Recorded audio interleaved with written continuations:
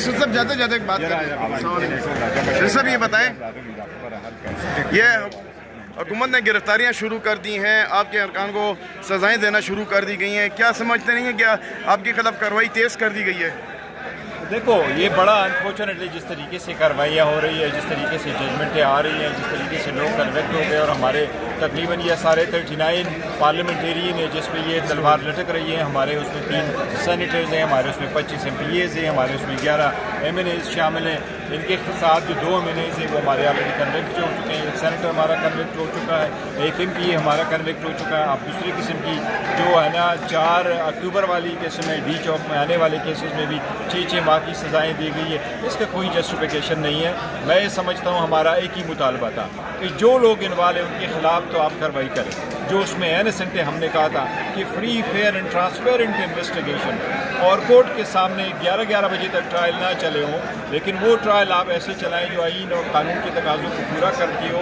وہ ٹرائل ہو تو پھر جس کی بھی کنوکشن ہو وہ ہو. اسی طریقے سے یہ صرف اور صرف پارلیمنٹری مراد صاحب آئیں گے ہیلپ کے لیے، لیکن ہمیں مجھے امید ہے انشاءاللہ تعالیٰ پاکستان تحریک انصاف ڈٹ کی کڑی ہے، اور انشاءاللہ تعالیٰ مراد صاحب آئیں گے. کامن سینس پریویل ہونا چاہیے.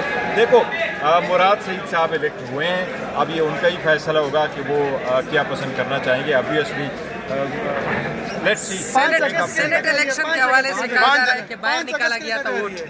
نہیں دیکھو سینٹ میں وہاں تو خود موجود نہیں تھا، لیکن میں نے الیکشن کمیشن کا بھی پریس ریلیز سنا ہے اور میں نے پوچھا بھی ہے، کوئی بھی ووٹ باہر نہیں نکالا گیا تھا. البتہ جو سینٹ کے الیکشن ہوئے وہ بڑے خوش اسلوبی کے ساتھ ہوئے ہیں، اور یہ سارے جو کینڈیڈیٹس تھے یہ خان صاحب کے فائنل شدہ تھے. اب انشاءاللہ 5 اگست کو کیا تیاری ہے سر؟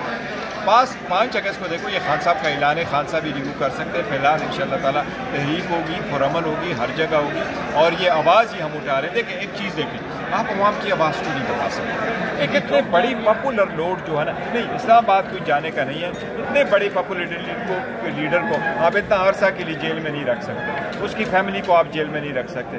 یہ محب وطن لوگ ہیں، یہ سارے آ رہے ہیں. اس وقت پاکستان تحریک انصاف کی 2/3 میجارٹی کے ایک صوبے میں حکومت ہے.